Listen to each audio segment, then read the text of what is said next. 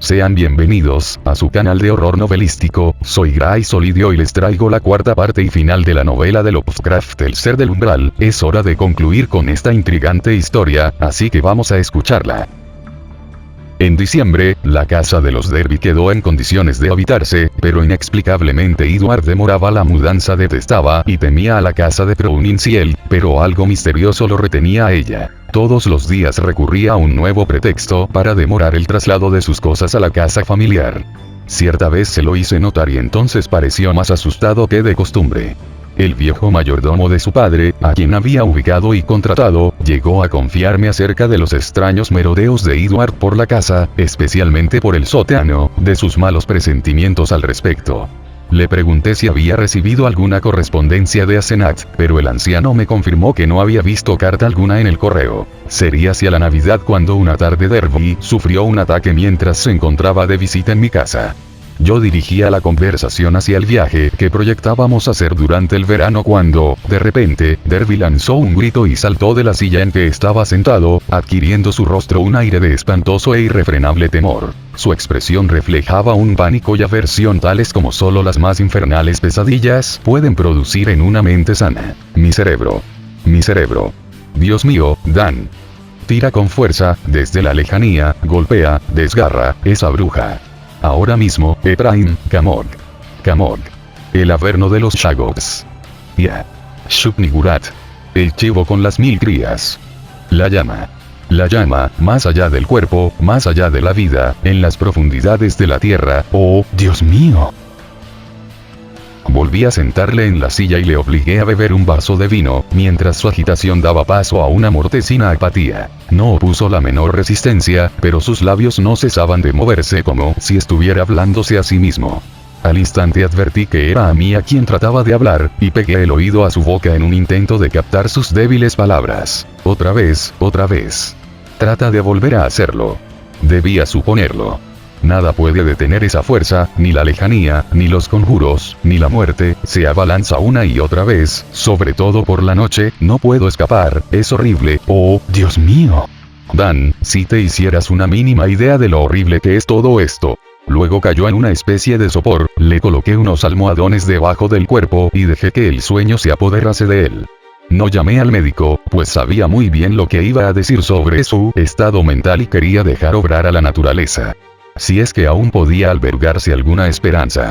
Edward se despertó a medianoche y entonces le acosté en el piso de arriba, pero al despertarme a la mañana siguiente se había ido ya.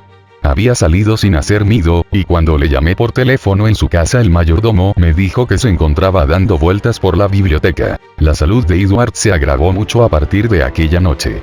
Ya no venía a visitarme, si bien ahora yo iba a verle todos los días. Siempre me lo encontraba sentado en la biblioteca, con la mirada perdida en el vacío, como si estuviese escuchando algo fuera de lo normal. A veces hablaba razonando, pero siempre sobre temas intrascendentes. La menor mención de su enfermedad, de futuros planes o de Asenat le hacía montar en cólera. Su mayordomo dijo que sufría espantosos ataques por la noche, en el curso de los cuales llegaba a producirse lesiones. Tras consultar detenidamente con su médico de cabecera, su banquero y su abogado, me decidí finalmente a que fuera a verle su médico junto con 2 especialistas. A las primeras preguntas que le formularon, Edward sufrió unos violentos espasmos que le hicieron digno de la mayor compasión, y aquella misma tarde se lo llevaron forcejeando, en un coche cubierto, al sanatorio de Arkham. Hube de hacerme cargo de su curatela y le visitaba 2 veces por semana. Sus gritos estridentes, sus pavorosos murmullos y su terrible e insaciable repetición de frases como tenía que hacerlo, se apoderará de mí, se apoderará de mí. Allá abajo en las tinieblas, madre. Madre. Dan. Salvadme. Salvadme. Casi me hacían saltar las lágrimas. Si había posibilidades de que se recuperase es algo que nadie se atrevía a vaticinar, pero en todo caso me esforcé por no perder el optimismo. Si lograba salir de aquella, Edward iba a necesitar una casa, por lo que mandé trasladar a toda su servidumbre a la mansión de los Derby que, a no dudar, sería el lugar elegido por él de conservar el sano juicio. No supe qué hacer con la finca de Prouninsiel, con su ingente mobiliario y todas aquellas colecciones de las más inexplicables cosas. Así que, de momento, opté por no hacer nada en ella, limitándome a decirles a los criados de Derby que fuesen por allí una vez por semana a limpiar el polvo de las habitaciones principales y a ordenar al encargado de la calefacción que encendiera la caldera en tales días. La contrariedad definitiva tuvo lugar unas fechas antes de la Candelaria y, para cruel ironía, vino precedida de un falso destello de esperanza. A últimas horas de una mañana de enero, telefonearon del sanatorio para decir que Eduardo había recobrado repentinamente la razón. Según decían, su memoria se había resentido mucho, pero no cabía duda de que se hallaba en su sano juicio. Naturalmente, durante algún tiempo debía seguir en observación, pero apenas podían albergarse dudas sobre cuál sería el desenlace. Si todo iba bien, en una semana le darían de alta. Loco de contento por la noticia que acababan de darme, me dirigí rápidamente al hospital, pero me quedé anonadado al entrar tras una enfermera en la habitación de Edward. El paciente se levantó para saludarme, alargándome la mano con una cordial sonrisa, mas al instante advertí que se encontraba en aquel estado extrañamente sobreexcitado tan opuesto a su natural forma de ser, tenía aquella engreída personalidad que tan indeciblemente horrible me había parecido y de la que el mismo Edward dijo en cierta ocasión que no era sino el alma intrusa de su mujer. Era exactamente la misma mirada abrasadora, la misma de Asenat y del viejo Efraín, y la misma expresión firme de la boca, y cuando hablaba pude notar la misma lúgubre y aguda ironía en su voz, aquella profunda ironía que tanto hacía pensar en la inminencia de un mal.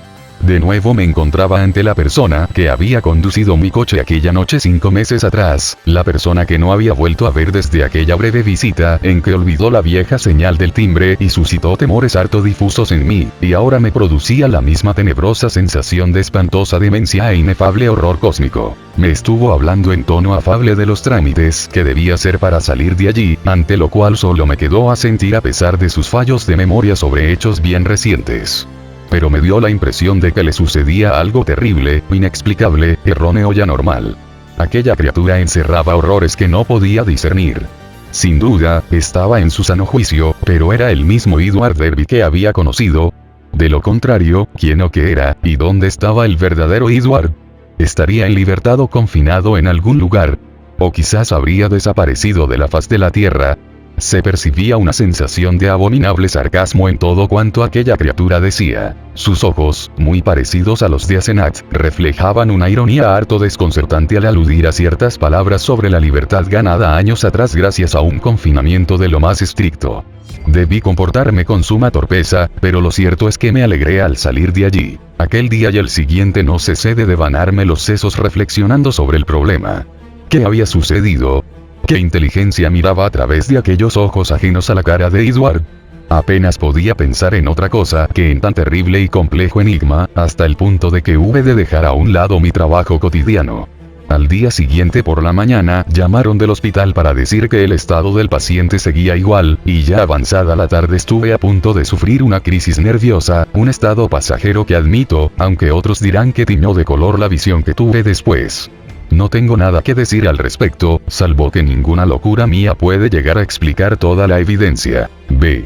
Fue por la noche, tras aquella segunda tarde, cuando el más espantoso horror se abatió sobre mí, sumiéndome en un pánico atroz y atenazador, del que jamás lograré yerme libre. Todo comenzó por una llamada de teléfono al filo de la medianoche. Yo era la única persona levantada en toda la casa y, somnoliento, descolgué el auricular que había en la biblioteca. No parecía haber nadie al aparato, y ya estaba a punto de colgar e irme a la cama, cuando mi oído creyó captar un tenue sonido al otro extremo de la línea. ¿Sería acaso alguien que tenía grandes dificultades para hablar? Escuché atentamente y me pareció oír una especie de chapoteo semilíquido, un glu, glu, glu, que daba extrañamente la impresión de evocar una palabra inarticulada e ininteligible o una sucesión de sílabas entrecortadas. Seguidamente, pregunté quién es.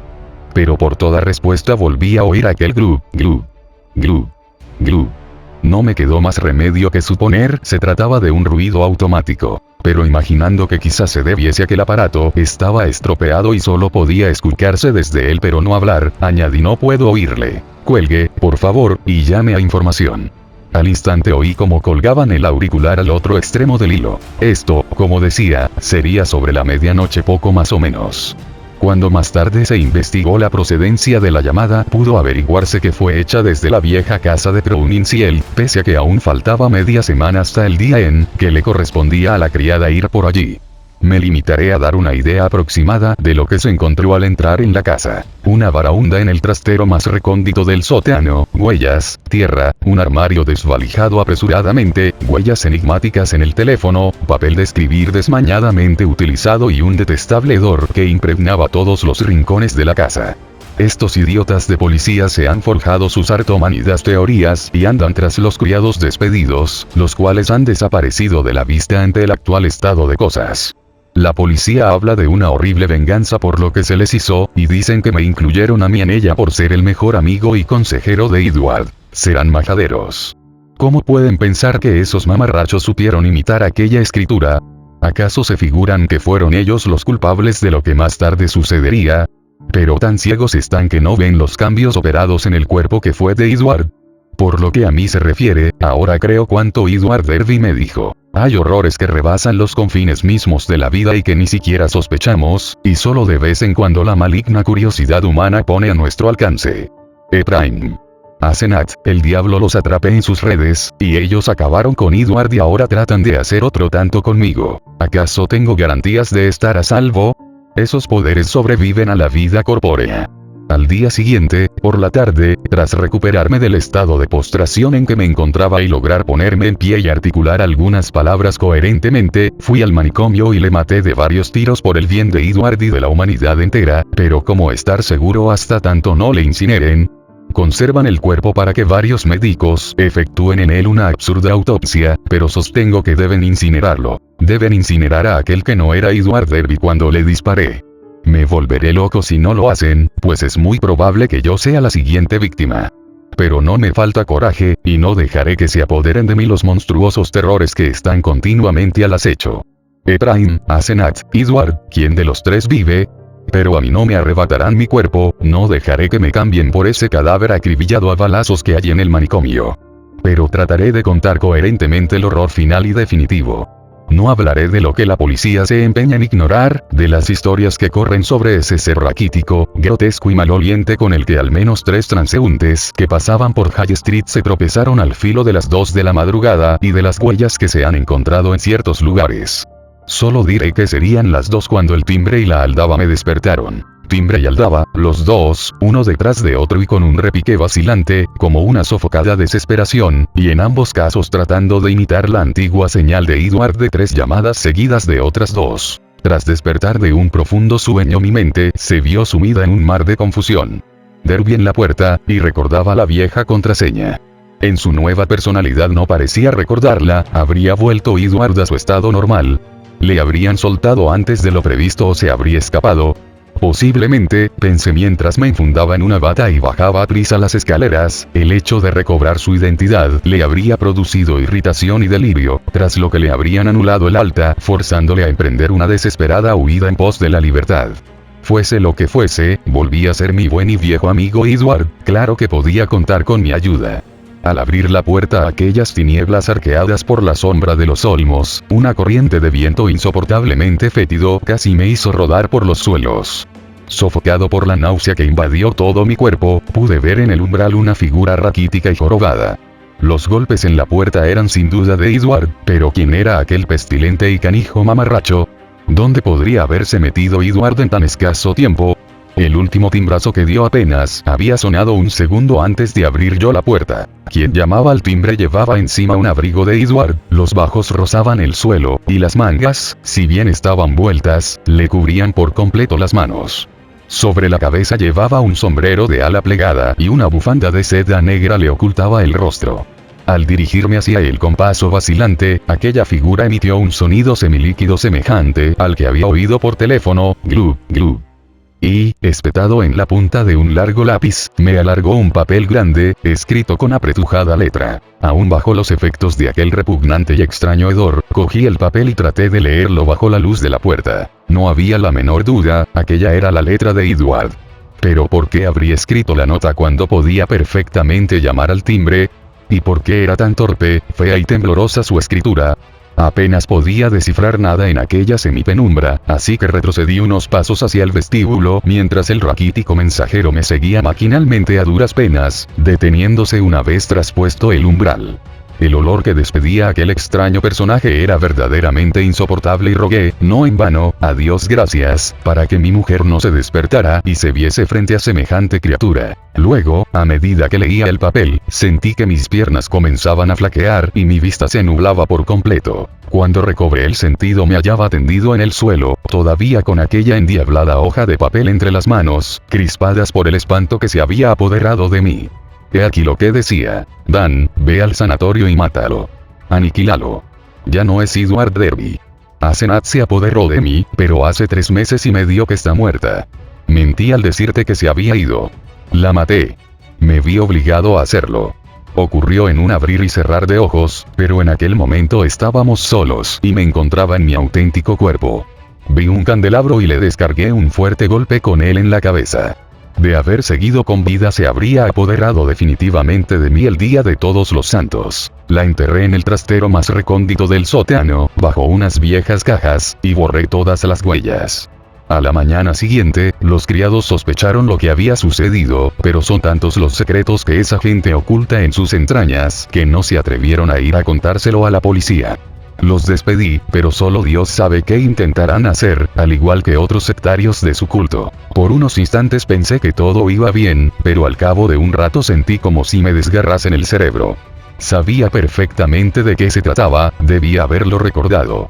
Un alma como la de Asenat, o la de Ephraim, se separa a medias pero sigue con vida hasta después de la muerte, en tanto dura el cuerpo.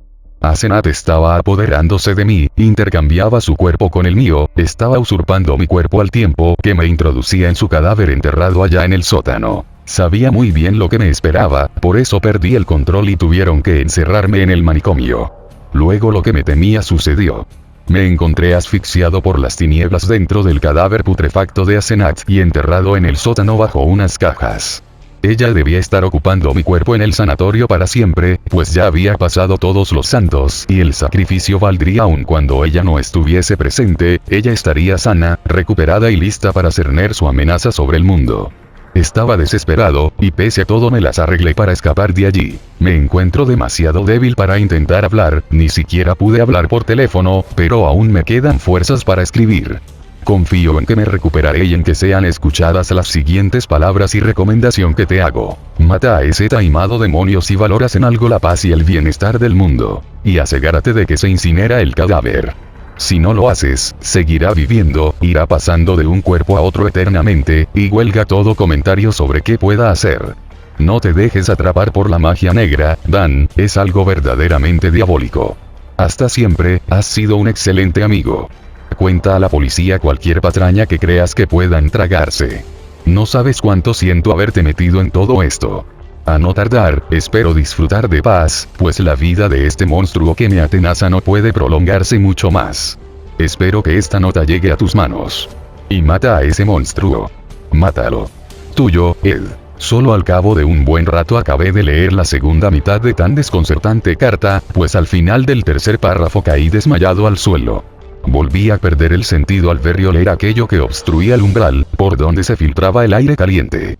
El mensajero no volverá a moverse ni a recobrar la conciencia. El mayordomo, hombre bastante más duro que yo, no desfalleció ante el espectáculo que se ofreció a su vista en el vestíbulo a la mañana siguiente, sino que llamó a la policía. Cuando llegaron los agentes ya me habían metido en la cama, en la habitación de arriba. Pero aquello otro, aquella informe masa, seguía yaciendo allí donde se había desplomado por la noche. Era tal el hedor que despedía que los policías tuvieron de taparse la nariz con un pañuelo. Lo que encontraron a la postre dentro de la extraña y variopinta indumentaria de Edward fue esencialmente una monstruosidad licuada. Encontraron también unos cuantos huesos y un cráneo aplastado. Posteriormente y por una prótesis dental que llevaba, pudo identificarse aquel cráneo como el de Asenat. ¿Te ha interesado esta novela? Pues pásate por las que te estoy dejando, novelas de Lovecraft, que seguro te serán igual o más interesantes. De igual manera te recomiendo pasarte por los videos del canal que seguro más de uno no te dejarán indiferente. Suscríbete y sigue apoyando el contenido que más te ha gustado.